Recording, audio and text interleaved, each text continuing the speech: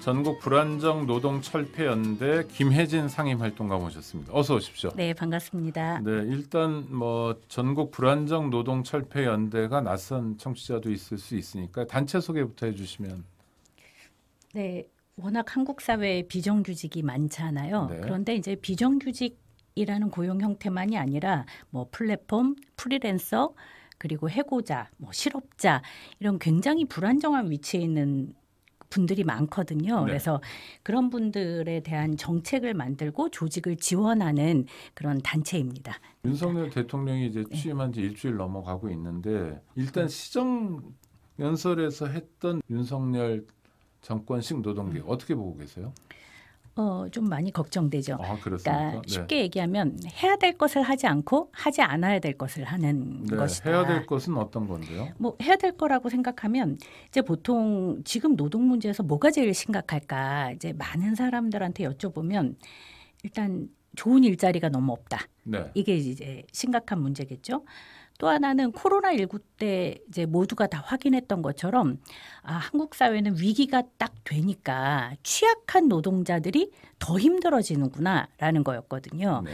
그래서 특히 코로나19 때 근로기준법 같은 최소한의 기준도 적용받지 못하는 노동자들이 먼저 해고되거나 이런 식으로 이제 어려운 노동자들이 더 어렵게 되는 일들이 많았기 때문에 이 취약한 노동자들을 어떻게 보호할 거냐.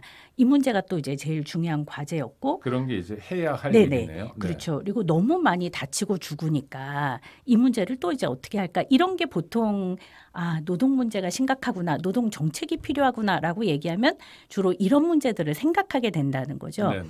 그런데 윤석열 정부에서는 이런 정책이 거의 없다는 겁니다. 네. 하지 않아야 될 일을 하려고 하는 것 같다. 이런 네네. 우려할 만한 대목은 또 뭐가 있습니까? 지금 제일 많이 강조하는 건 이제 눈에 띄는 게 세 가지 정도가 있거든요. 이제 첫 번째는 중대재해처벌법을 개정하겠다. 라고 하는 게 이제 제일 눈에 띄는 정책입니다. 네. 기업이 자율적으로 안전관리 체계를 구축하도록 하겠다는 겁니다. 근데 여태까지 자율적으로 됐으면 문제가 없었겠죠. 그렇죠. 그러니까 자율적으로 안 됐으니까 처벌을 강화하자고 한 건데요. 이번에 이제 경총에서 입장을 냈습니다. 똑같은 말로 입장을 냈어요. 경영자의 안전 및 보건 확보의 의무를 명확하게 해달라라고 하는 것으로 입장을 냈는데 실제 내용은 원청이라든가 이제 하청 노동자들이 많이 사망을 하기 때문에 이번에 원청이 책임을 지도록 법을 만든 건데 원청의 책임을 면하게 해달라거나 또는 최고 경영 책임자가 안전관리 이사를 선임하면 원청의 책임을 면해달라. 그러니까 경영 책임자의 책임을 면해달라. 이제 이런 내용이 주 내용입니다. 네.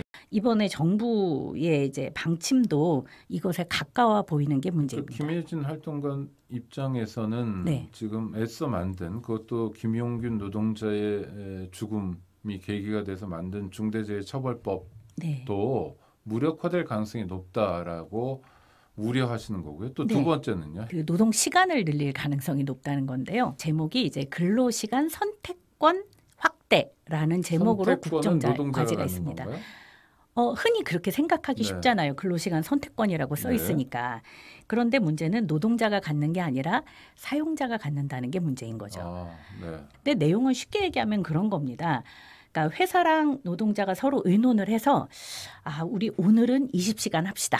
합의를 하면 그렇게 하자는 거고 그런데 20시간이면 8시간을 넘어서는 거잖아요. 네. 그러면 이 8시간 넘어서는 부분은 나중에 좀 쉬고 싶을 때. 네. 초과 근로수당을 주는 게 아니라 그렇죠. 네. 그래서 싸게 부려먹겠다는 거네요. 그렇죠. 문제는 그겁니다. 근데 생각을 해보면요. 예를 들어 제조업을 생각을 해보면 제조업에 있는 한 노동자가 나는 오늘 20시간 일하고 싶어라고 하면 일을 할 수 있습니까? 기본적으로 제조업은 흐름 생산이잖아요. 그렇죠. 네. 그러니까 한 사람이 일을 하는 게 아니라 라인 전체가 다 움직여야 되는 겁니다. 네. 그러니까 한 사람이 나는 오늘 20시간 일할래? 나는 다음 날 쉴래?가 불가능한 구조라는 거죠. 그러니까 결국은 선택권은 회사가 갖게 된다는 거예요. 특히 이제 노동자와 회사가 직접 이제 합의를 하는 게 아니고 근로자 대표가 합의를 하면 할 수 있게 돼 있거든요. 네. 그러니까 노조가 없는 기업 같은 경우에는 그냥 근로자 대표가 회사랑 오늘 합의했으니까 오늘은 20시간입니다. 또 하나는 오랜 시간 일하는 건 정말 심각한 문제거든요. 그럼요. 사람 죽어요. 잘못하면. 그럼요. 맞죠? 네. 현재 그 정부도 노동 시간을 규제하는 이유가 있는 거잖아요. 네. 한국에서 이제 과로사를 했다라고 얘기했을 때 산재를 인정하는 기준 시간이 있습니다. 그게 주 60시간이거든요. 근데 우리는 이제 주 52시간 이러면 되게 적게 일하나 보다라고 생각하지만요. 월요일부터 금요일까지 하루에 9시간, 그러니까 9시에 출근해서 9시에 퇴근하면 주 52시간 됩니다. 네. 주 60시간이라는 건 거기에 더해서 토요일도 일을 한다는 뜻이거든요. 네.